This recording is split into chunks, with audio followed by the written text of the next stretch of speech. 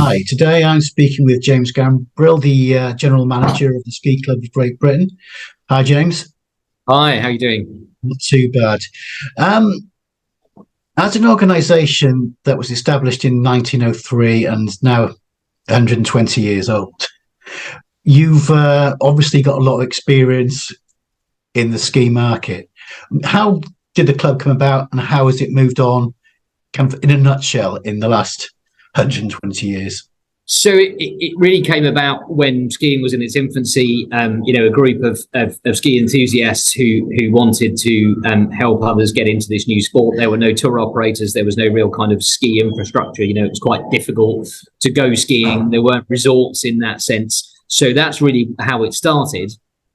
And now, obviously, it's pretty easy to go skiing. There's resorts worldwide. There's 1,000 ways to book. There's tour operators that provide everything. So the club's really evolved now from helping people to go skiing to helping them get more from their skiing. So we always like to think we're that sort of recreational pathway for skiers who, don't necessarily want to be racers or instructors, but just want to improve their skiing. For people who skiing is more than a holiday, it's become a real passion, a pastime for them, and they just want to expand their experiences and their opportunities and their skills. And I believe it's for people who, of a similar level of skiing, want to go on holiday. They don't particularly, their partners or children or close friends don't ski. So it's a way of enabling them to go and ski with like-minded people. Yeah, exactly that. So I think there's always that thing that, people grow up skiing or meet and have skied at different levels, and they might want to go on a skiing holiday together. They might share a passion for skiing, but they might have different appetites for risk. They might want to do different things. One might enjoy skiing, all day, every day and getting as much as possible out of it, whilst others might enjoy having longer lunches and things. So the club brings those people together, have a similar outlook on what they want to get from skiing, similar ability level or fitness level, so that we can put people together who will have a great day on the mountain because they'll be skiing with other people who want to do a similar type of thing, ski the same runs and will move at the same pace. Yeah, I believe it's one of the benefits is the instructor-led ski. They're guided by instructors. People who don't want to be on the slopes, people learning to ski or having a lesson, so they don't have to go out and they're there for half an hour. They have to book in. But it's going skiing. You've got someone with there to help you out if you need it. Yeah, exactly. So I think we saw an opportunity that there were a lot of people who didn't really want to go to ski school anymore, didn't want that kind of structured ski school lesson, but still wanted somebody to guide them around who knew the local area, who had all the relevant qualifications and safety qualifications, and who if need be, could help them out if they were stuck on a particular slope, if it was icy, if it was difficult off-piste, etc. So instructor-led guiding is working in partnership with fully qualified instructors who put together really interesting days where they can take groups of members and non-members on and off piste and just give them an amazing experience, and are there to kind of help them tweak their technique if they need be. But it's an experience product rather than a lesson product, and members get a significant discount on that. So it's a really significant part of the membership package. I think one of the other benefits as well is your ski club reps that you have at all the resorts that can help people if they're not familiar with the resort. They can help them with leisure activities or trips out.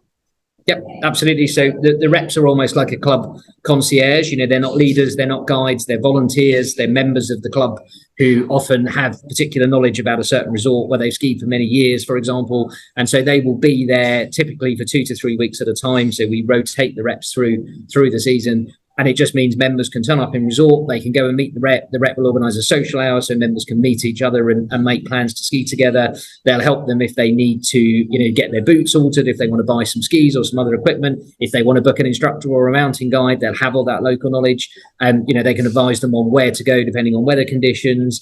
And they'll organise ski groups. So they'll get members together again of similar ability and want to do the same thing. And they'll all go out skiing together as a group of members. So yeah, it's a really unique service. There's not really anything else like it. And of course, as there's less and less sort of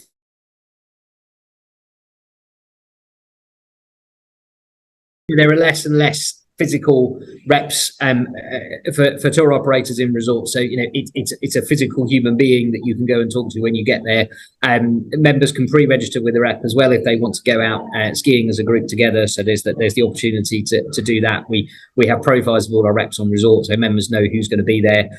We have really active Facebook groups, and we have a ski club app with again a group for each resort as well. So it's just a really easy way for members to connect with other members when they're going out to resort and find someone to go skiing with. I think one of the other things that you offer is ski insurance as well. Is that discounted for members? We do. So we offer, I guess, two different types of insurance, if you like. So we offer something called Platinum membership, which effectively is a ski club membership with annual multi-trip travel insurance built in. So it's a ski-specific annual policy. So it includes things like off-piste skiing without a guide, but it also covers you for all of your sort of normal summer trips and city breaks and everything else. So it's a really popular product. You know, a good chunk of our members choose the Platinum option because they want that reassurance of knowing that the ski insurance product that they have covers them for the type of skiing they want to do, and there's the convenience of it, including everything else. And then we also sell a standalone policy which anybody can buy, so members and non-members, but members then get a 15% discount on that policy. And we work directly with the underwriters, so we really work to kind of shape the policy and look at what's included, what's not, and we review it every year to make sure that it's best in class for the level of kind of cover that we want to offer for skiers. I mean, also, I think looking back 120 years ago, I'd assume, I don't know, they could have taken steamer trips across the Atlantic to America, but I believe it would have been Europe only. But now the Ski Club Great Britain is global. We are global, yeah, absolutely. So we have reps over in North America. So we have a rep in Whistler, we have a rep in Jackson Hole, and we run trips all over the world. So including Japan and other places like that. So yeah, it's very much a global club. And although our membership is obviously mostly drawn from the UK, we do have members all over the world. Membership is open to anybody from anywhere in the world. Obviously, if you're based somewhere else but you want to ski with us in a resort, then you're very welcome. So we do have an international contingent of members as well.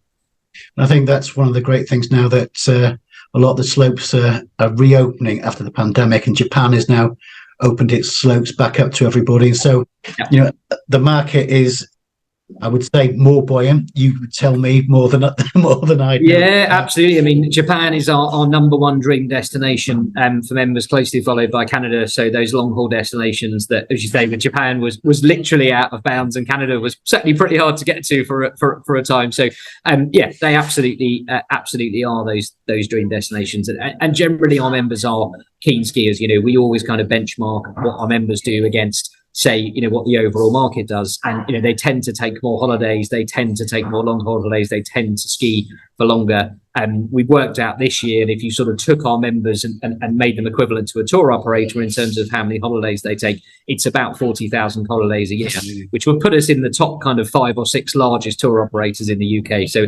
it's a lot of people going skiing under the kind of banner of the club. Well, that's great, especially since nobody was moving 2 years ago, and slowly we've come back and we've come out of it, and everybody wants that social side of skiing. So, the Ski Club of Great Britain is offering that service to people who want to get back out there and ski. Yeah, absolutely. And we've seen, really strong membership joins over the last, over the last year, particularly over the last few months, obviously, as this season has got underway. And I think everybody, thought this season would be fine, but after last season's slightly difficult start, it's great to be now here at the beginning of February. We've had 2 months of the season and everything has gone smoothly and things are working. And we've seen that result in I think January was our biggest join month in terms of members. So, we are seeing a lot of people discovering the club now that they can get back out to the mountains and seeing it as a product that they're interested in. That's great. Is there anything you're adding to your portfolio of the next year, 2 years? Is there a plan? Yeah, I mean, we like so many organisations, obviously we shrunk down over COVID to be able to offer a kind of minimum product. So, this year we've already expanded quite a lot. So we expanded the holidays program by nearly 30%. So added 30% more holidays to the program. We actually added 50% more rep resorts. So last year we were in 16 resorts. This year we're in 24. Next year we're looking to have a similar kind of expansion, so to be in sort of 32 to 35 resorts. So we're more taking the products that we know that members and skiers like and are expanding them. We're always reviewing what we do in terms of, as I say, things like the insurance. We'd like to do more in the UK because we've been running our Ski with Shemi days in the UK in Snowdome. So our president, Shemi Alcott, the ex-British ski racer, members can go and ski with her. We're working with Warren Smith now, who's been running things in the UK. We're looking at some race camps and things in places like Landgraf, which is the 500-meter indoor slope in Holland, which is a pretty amazing place to go skiing. So we've got members who are interested in getting into sort of recreational racing in there. So we're looking at partnering to do that. So, you know, we're expanding rather than sort of creating anything new, and obviously celebrating our 120th anniversary this year. But that's the main thing for us now, is taking those services and just expanding where we can offer them. Well, that's great, James. And I wish you the best of luck, and to another successful 120 years. Lovely. Thank you very much. Thank you, James.